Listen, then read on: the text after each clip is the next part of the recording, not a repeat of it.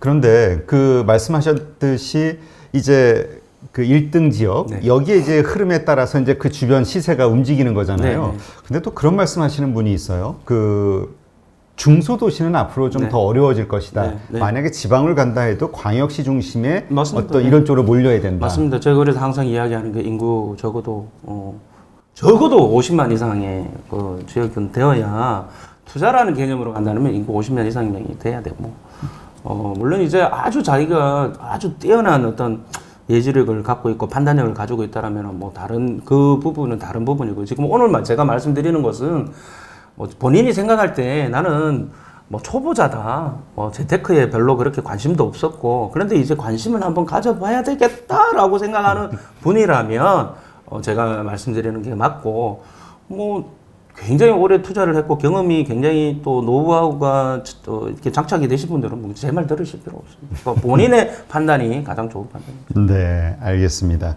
근데 왜 그런 말씀을 드리냐면은 지금 이제 전세 대출, 뭐 전세난이라는 네. 요새 표현이 자꾸 떠오르고 있잖아요. 네.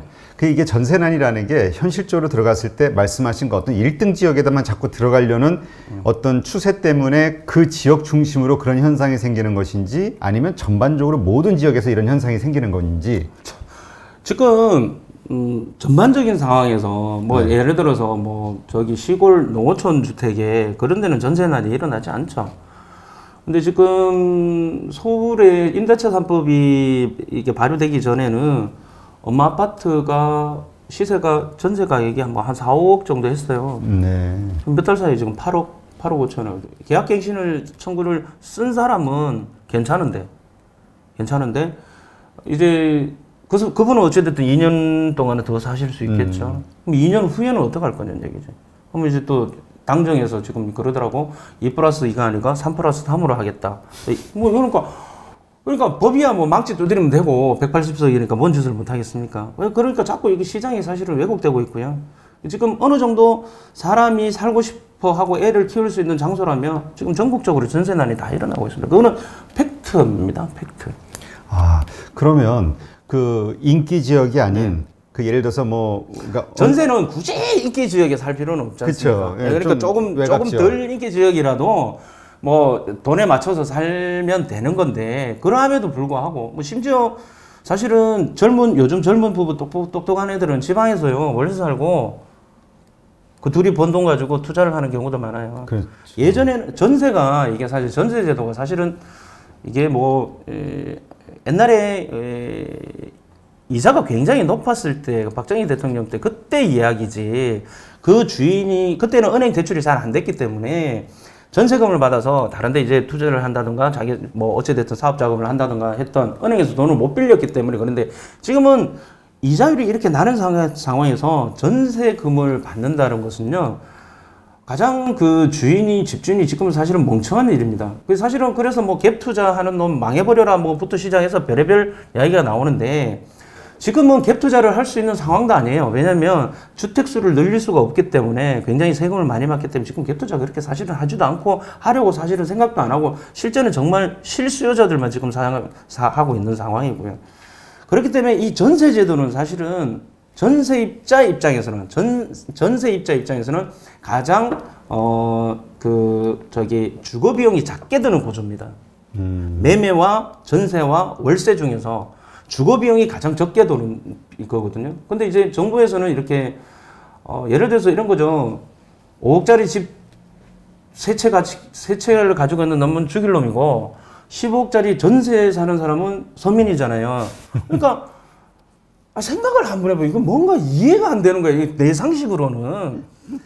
이게 그러다 보니까 전세는 계속 연장시켜주고 그러니까 이거지. 그래 너 괴로우니까 집 팔아라. 집은 팔면은 다른 사람은 집을 살 수 있는 기회가 되니까 가격 안정화가 되지 않겠느냐인데 이게 새우깡이냐고. 왜요? 아니 생각을 한번 해보세요. 내가 살고 싶은 여기야. 이 동네야. 내가 살고 싶은 데는. 네. 근데 사람을 파는 거는 여기는 안 팔고 다른 데 안 좋은 거 판단 말이지. 다주택자는. 그러면 전세 입장에서도 여기 사고 싶은데 물건은 여기 있단 말이죠. 그러니까 굉장히 지금 시장이 양극화되거든요. 안 팔리는 물건은 계속 안 팔리고.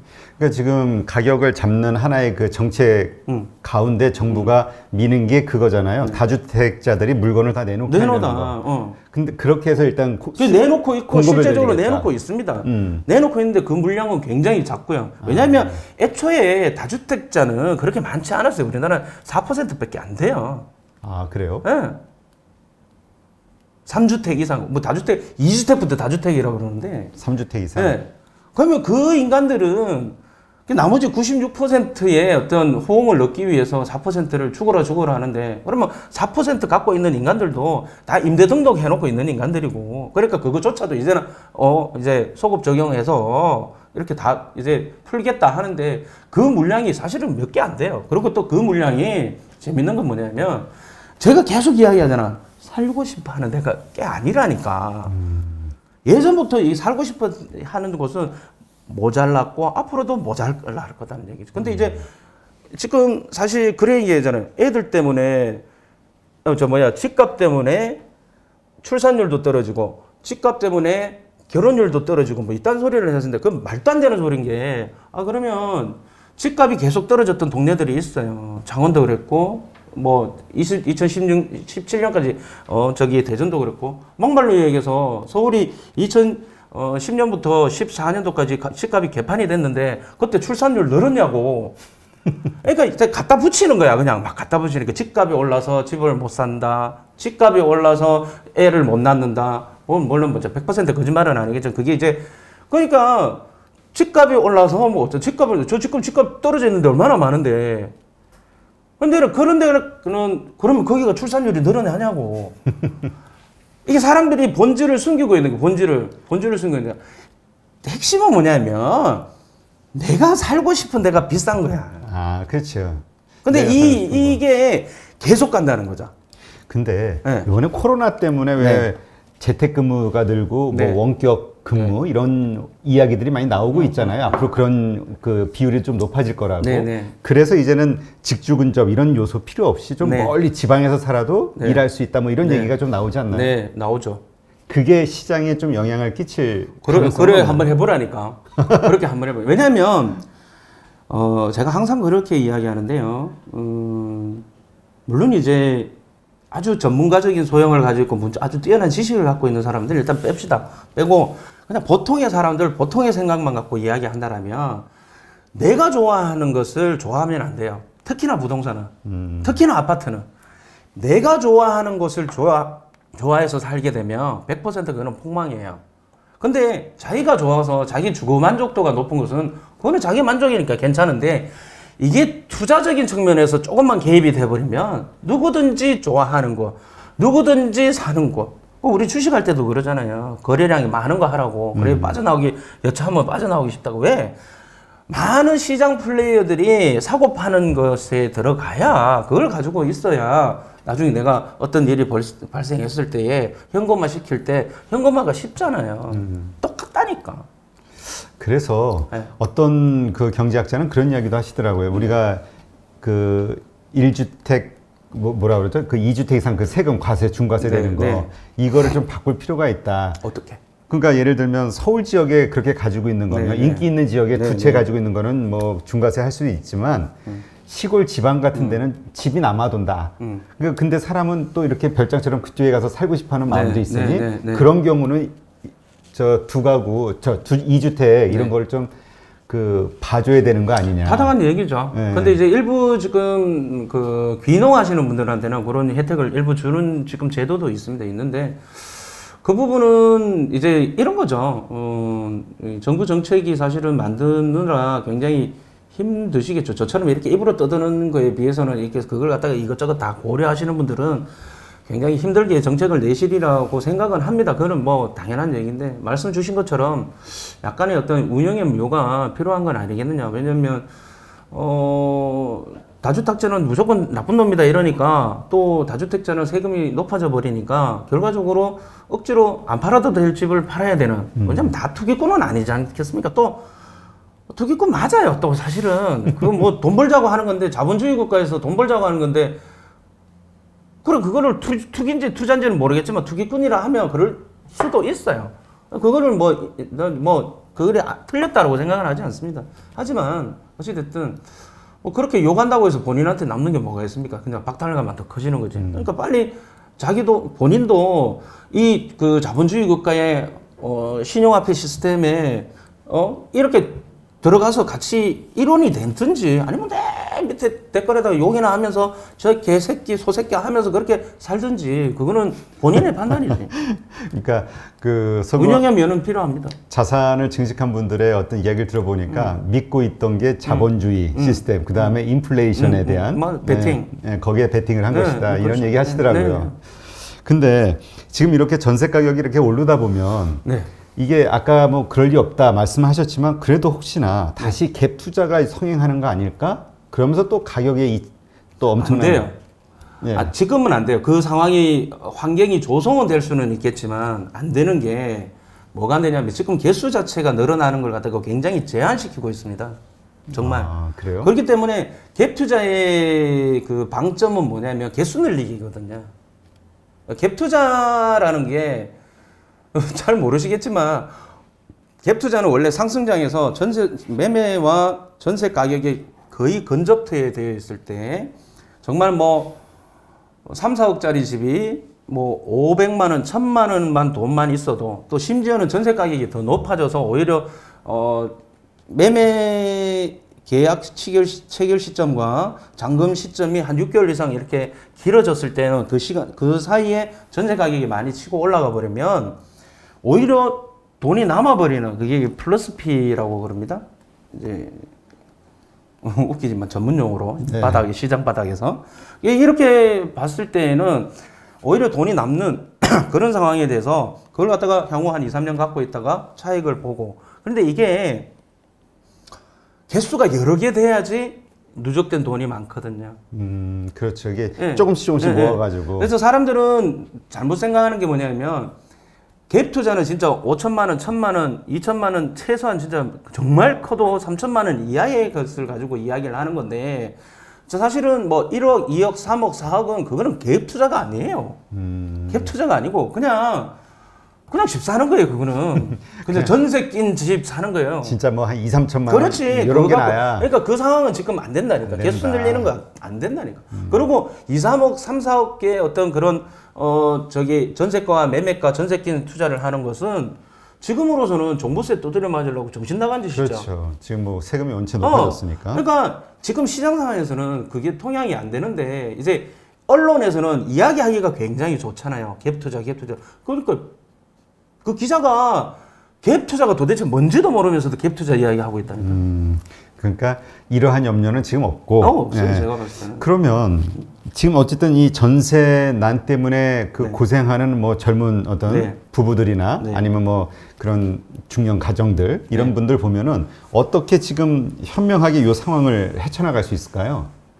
그 월세의 전환 이게 대세가 될 수도 있다 이런 얘기 하시는 분도 있던데요. 지금 상황으로 간다라면 이제 월세가 점점 늘어날 수밖에 없는 사실 구조입니다. 구조고 왜 그러냐면 그게 사실은 세입자들은 전세로 살고 싶어 해요. 아까 제가 말씀드렸지만 그 이유는 주거 비용이 가장 적기 때문에 리스크 없이. 이게 한국에만 있는 문화죠? 예, 한국에만 있는 겁니다. 그러다 보니까 이 부분이 사실은 월세로의 전환이 빨라질 수밖에 없는데 그러니까 이제 정부에서 그걸 잘 모르는 것 같아요. 잘 모르는 것 같아요. 왜냐하면 전세를 지금 2+2, 3+3, 뭐 전월세 상한제 이런 거 한다는 거 보면 전세를 보호하고자 하는 거 아니겠어요? 그렇죠. 기본적인 맥락은. 그런데 그게 아니라 어떤 정반대의 결과를 가지고 옴에도 불구하고 그걸 계속 지금 주장을 하고 추진을 하고 있단 말이에요. 그래서 정책 당국자들이 어떤 시장을 지금 어떻게 제대로 읽어내지 못하고 있는 거 아니냐라는 생각을 저는 개인적으로 하고 이런 식으로 간다면 뭐 반전세라든지 뭐 월세라든지 뭐 이런 식으로 계속 전환되는 속도가 빨라질 수밖에 없다. 지금 상황이 주인 입장에서도 말씀대로 진짜 뭐 전세 낀 투자 할 수도 없고 또 하지도 못하는 상황에서 버리는 것은 못난이 버려버리고 근데 사는 사람은 못난이는 사기 싫고 이런 상황이 계속 악순환이 되고 있는데 근데 이제 핵심 계속 똑같은 얘기를 반복 말씀드리는데 정부 정책이 강남과 신안 앞바다의 농가주택과 모든 걸 갖다가 똑같이 획일화시켜야 한다는 데에서 굉장히 저는 모순이 있다고 생각하고 그리고 사람들이 뭘 지금 생각하느냐 무엇을 생각하고 있고 사람들이 바라는 바가 뭐냐 집이 모자란다니까 내 공공 임대주택 지을 근데 사람들이 임대주택 싫어한다니까 어쩔 수 없이 사는 거지. 자기 집 갚고 싶어. 예. 그러니까 아니 도대체 무슨 생각을 하는지 모르겠어요. 무슨 생각을 생각을 해 표만 생각하지. 네. 그러면 어떻습니까? 이 월세가 이제 앞으로 좀 더 이제 확장이 될 거라고 좀 보여지면 근데 사실 외국 같은 경우는 월세 수입의 대부분이 네. 월세로 나가잖아요. 예. 근데 이제 과거에는 우리가 월세 계산을 할 때 막 보통 2부 이자로 계산하기도 하고 네, 이랬었는데 네, 네. 지금은 어떤가요? 어느 정도로 그걸 우리가 연리 퍼센티지로 따지면 몇 퍼센트? 그게 의미가 사실은 없는 게 이제 뭐 간단하게 얘기해서 답답한 놈이 우물 파는 겁니다. 전세에서 월세 전환율은 지금 이제 법으로서 규정을 해서 2.4%인가 뭐 이게 낮춰놨는데 그거는 그 해당되는 사례에서만 그런 것이고요. 일반 민간 시장에서는 새로이 월세를 계약을 할 때는 그 시장 상황에 따라서 가는 거죠. 뭐 그거는 아무 의미가 사실 없다고 저는 봅니다. 그 시장 상황에서 답답한 놈이 우물 파는 거고 아쉬운 놈이 돈 많이 줘야 되고 아쉬우면은 공짜로도 줘야 되는 거고 뭐 그런 거죠. 그러니까 결국은 시장 논리에 따라서 네, 인기 있으면 가격이 높아질 수밖에 네, 없고. 그 핵심은 결국은 선호하는 지역이냐 아니냐. 그러면 지금 이렇게 전세난 때문에 고생하시는 분들이 있다면 네. 지금 말씀하신 그 비선호 지역 있잖아요. 네네. 그런 곳은 뭐 가격이 낮거나 네. 아직은 뭐 그럴 수 있잖아요. 네, 그런 그렇죠. 거를 사는 게 낫다 이렇게 그렇지는 보시나요? 않죠. 그런데 그냥 전세 살면서 열심히 삽질해서 돈 모으는 게 맞죠. 저 주택을 사는 게 아니라 그냥 전세로. 네. 그러니까 일단은 이렇게 높을 때 왜 그런 거 있잖아요. 네. 우리가 어떤 게 뭔가 인기가 폭등하고 있다 그러면 네. 굳이 아니면 어디 맛집 있다 네. 줄을 엄청 서 있으면 네. 굳이 가서 거기 줄을 서려는 사람들이 있잖아요. 있죠. 99%가 그렇습니다. 예. 그거를 벗어나서 네. 그러면 그 사람들이 몰리는 곳을 말고 그 네. 외 지역으로 그냥 편안하게 조급증을 버려야 됩니다. 나중에 분명히 조급증을 버려야 됩니다. 좋은 기회가 있을 거라 생각하고. 기회는 옵니다. 제가 근데 항상 하니까 버스는 항상 온다. 그거를- 차비를 마련해놔라. 차비. 이거 차비를 좋은 말인데. 네, 차비를 근데 마련해놔라. 그걸 확신을 못 하니까 그렇잖아요. 그거는 뭐 할 수 없죠. 뭐 그렇게 그거는 본인의 사정이니까. 내가 아무리 뭐 제가 내 나름대로의 이 생각이 있다 하더라도 뭐가지 쪼르면서 내 말이 맞다니까 뭐 이렇게 할 수는 없는 거고 본인이 받아들이냐 받아들이지 않느냐는 그거는 본인 상황이라고 생각합니다. 아니 그래도 좀 어떻게 좀. 근데 과거의 역사를 한번 봐요. 네, 그걸로 네. 우리가 좀 어떻게 데이터를 가지고 분명히 기회는 또 올 수 있어. 옵니다. 마음은 조급해하지 마. 이걸 좀 설명을 해주세요. 예. 제가 아까 전에 말씀드렸지 않습니까? 제 영상 찾아보시면 유튜브에 구만수라고 치고 영상 찾아보시면 그런 관련된 영상들이 많이 나옵니다. 제가 데이터로 다 표기를 해서 몇 년도에 여기가 시장이 올랐고 예를 들어서 2007년 8년도에 그때 분양가 상한제 하면서 그다음에 서브프라임 모기지 사태 터지면서 수도권 시장이 완전히 박살났을 때 지방은 그때부터 상승했어요. 그때 상승. 그래서 다 이렇게 디커플링으로 움직이기 때문에 굳이 답답해하고 조급해하지 말고 분명히 기회는 오는데 그 기회는 그러면 가르쳐줘 이렇게 이야기하면 그건 내가 좀 공부를 좀 해야 돼. 하다못해 월요일날 저녁에 방송이라도 내 방송이라도 보다니까 뭐 이야기 한다니까. 그래요? 제 이야기 다 해주는데 문제는 뭐냐면 자기가 확신이 없는 거야. 저 새끼 그렇죠. 언제 봤는데 제가 저렇게 이야기한다고 해서 저 말이 맞다고 볼 수가 없는 거 아니냐. 근데 저랑 꽤 오랫동안 이렇게 저를 알아왔던 사람들 있잖아요. 그럼 그거는 뭐 확신을 해 주시죠. 알겠습니다. 그래서 제가 이 자리에 지금 와 있겠죠. 어떻게 보면. 네. 아니 만약에 내가 그 사람들을 사기나 치고 거짓말했다라면 내가 가만히 있겠어요. 사람들이 요즘 인터넷에 구만수 개새끼 사기꾼이다 그러지. 당연히. 네. 그래서 하여튼 지금 그러한 어떤 그 데이터가 충분히 경험을 있습니다. 하셨고 네. 확인할 수 있는 게 있기 네. 때문에 네. 믿고 그건 확실합니다. 조급증을 버리자. 아니, 믿든지 말든지 그건 알아서 하고 본인들이 노력을 해서 그런데 어프로치해서 접근해서 정보를 얻으려고 해야 되는 거지. 유튜브에서 뭐 사라 그런 거 그거 다 사기꾼들이라니까. 내가 다 알아. 그 사기꾼들. 그런데 속지 말라니까. 어디 사면 좋다. 이거 좋다. 다 거짓말. 그거 다 거짓말이라니까. 아, 그래요? 어디가 좋다 이렇게 투자 권유하는 것들? 알겠습니다. 지역은 몰라도 그 어떤 물건을 이야기하면 그거는 지 물건 파는 거예요. 100%. 아, 그래요? 100%. 전에 뉴스에도 나왔잖아요. 많아요, 그 리딩 하시는 분들이 네. 뭐 방송에서 지금도 어디 많아요. 예. 그리고 그 왜 우리 종편 채널에 보면은 걔네들 처음부터 돈 주고 사갖고 하는 거잖아요. 다 아시잖아요. 왜. 알겠습니다. 땀나네. 몰랐어요. 제 이야기 했잖아요. 저는 그냥 이야기 다 한다니까. 네, 알겠습니다. 하여튼 조급증을 버리시고 좀 차분하게 기회는 옵니다. 네. 조금씩 그래도 차분하게 공부하시고 노력하시고 이상한 물건들 사지 말고요.